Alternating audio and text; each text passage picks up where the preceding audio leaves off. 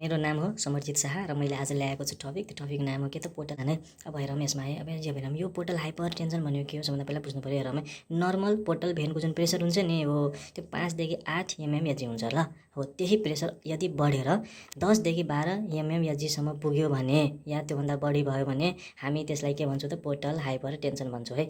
त्यस्तै गरी है यो अब 3टा के सँगै आयो, मतलब कि हेमाटेमेसिस, अर्को स्प्लेनोमेगाली, अर्को के साइट्स, यो 3टै के सँगै आयो भने त्यसलाई हामीले के भन्छौँ पोर्टल हाइपर टेन्सन भन्छौँ है। अब हेरौँ त्यस्तै गरी यो पोर्टल हाइपर टेन्सनको मोस्ट कमन कज भनेको जिआई ब्लिड हो र अर्को भनेको के त इसोफेजियल भेरिसियल ब्लिडिङ हुन्छ है। अब त्यसै गरी हेरौँ है, पोर्टल हाइपर टेन्सन डेभलप्स हुन्छ के को कारणले त दुईटा कुराको कम्बिनेसनले। एउटा कुरा भनेको इन्क्रिज इन इन्ट्राहेपाटिकको के त रेसिस्टेन्स र अर्को भनेको इन्क्रिज इन के त स्प्लान्चिक ब्लड फ्लोको कारणले यो के हुन्छ पोर्टल हाइपर टेन्सनको कम्बिनेसन, यो दुवैको मिल्यो भने हुने हो है। अब हेरौँ त्यसपछि पोर्टल हाइपर टेन्सन युजुअली के हुन्छ नन सिरोटिक हुन्छ। अब नन सिरोटिक हुनुको कारण के हो त अब हेर है, एक्स्ट्रा हेपाटिक पोर्टल भेनमा के हुन्छ अब्स्ट्रक्सन हुन्छ र नेक्स्ट कुरा भनेको नन सिरोटिक फाइब्रोसिस भएको हुन्छ। अब हेरौँ अब यो सक्यो है। अब यसपछि हामी केमा त पोर्टल हाइपर टेन्सनको क्लासिफिकेसनमा ल। यस, अब पोर्टल हाइपर टेन्सनको क्लासिफिकेसनमा प्री हेपाटिक, हेपाटिक र अर्को भनेको पोस्ट हेपाटिक। अब हेरौँ है, प्री हेपाटिकमा चाहिँ के हुन्छ त पोर्टल भेनको थ्रम्बोसिस हुन्छ र अर्को चाहिँ के हुन्छ त स्प्लेनिक भेनको थ्रम्बोसिस हुन्छ र अर्को भनेको बन्टिज सिन्ड्रोम हुन्छ। अब यो याद गर्ने सिम्पलको तरिका हेरौँ, नामैमा चाहिँ के पोर्टल भेन थ्रम्बोसिस, अर्को भने स्प्लेनिक भेन थ्रम्बोसिस सक्यो र अर्को बन्टिज सिन्ड्रोम, यति याद भयो है। अब त्यस्तै गरी हामीले के को याद गर्ने त हेपाटिक। अब हेर है, योमा हेपाटिकमा हुन्छ प्री साइनोसोइडल र अर्को हुन्छ साइनोसोइडल र अर्को हुन्छ पोस्ट साइनोसोइडल है।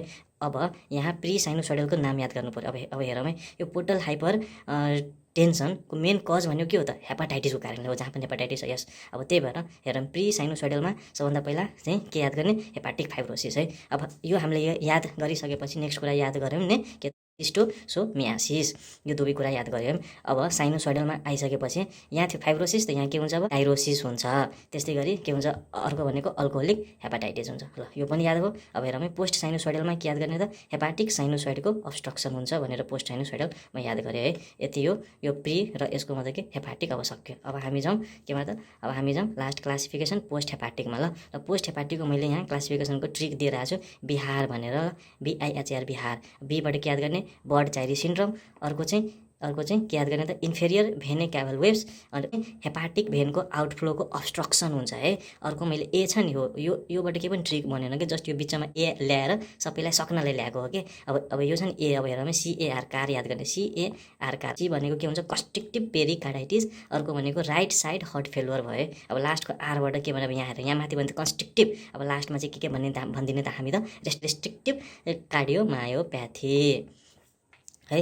अब आऊ हामी यसको केमा त यो क्लिनिकल फिचरमा सबभन्दा पहिला यो के हुन्छ त यो हिस्ट्रीमा के हुन्छ त अल्कोहोलिजमको हिस्ट्री र मैले भनिरहेको थिएँ अघि के भन्छ पास्ट हिस्ट्री अफ हेपाटाइटिस। यस, अब हेरौँ है, त्यहाँ मैले माथि HAS हैज भन्ने ट्रिक सुदेको ठ्याक्कै यहाँ छ।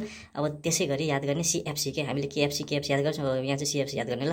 अब सीबाट के याद गर्ने कपुट मेडुसा, एफबाट के याद गर्ने फेक्टर हेपाटिकस र नेक्स्ट सीबाट यो अलिक ठुलो नाम छ, यसलाई मैले बाँटेको समा भेर है। अब चाहिँ के याद गर्ने CRU VIL भेल, HEI हायर, त्यहाँदेखि एउटा यो नाम भयो, अर्को भनेको बियो बाउ, MG को कार हुन्छ MG, त्यहाँदेखि 8 के ART 8 EN सिन्ड्रम। अब यो गाह्रो नाम छ, हल्का याद गर्नु पर्यो। अब त्यसै गरी के याद गर्ने त हेमोरोइड्स याद गर्ने, अर्को लास्टमा चाहिँ लिभर भनेको स्मल हुन्छ, त्यहाँदेखि के हुन्छ कन्ट्र्याक्टेड हुन्छ र फाइब्रोटिक हुन्छ है। यति सक्यो।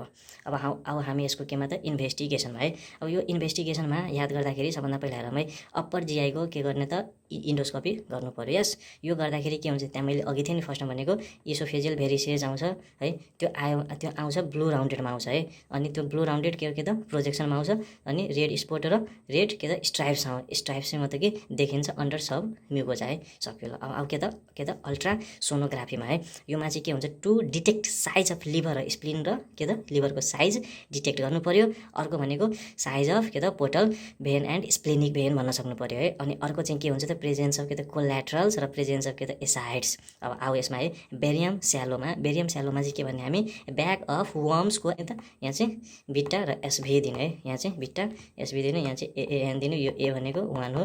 सो यसलाई के भन्ने अल्फा 1 भनेर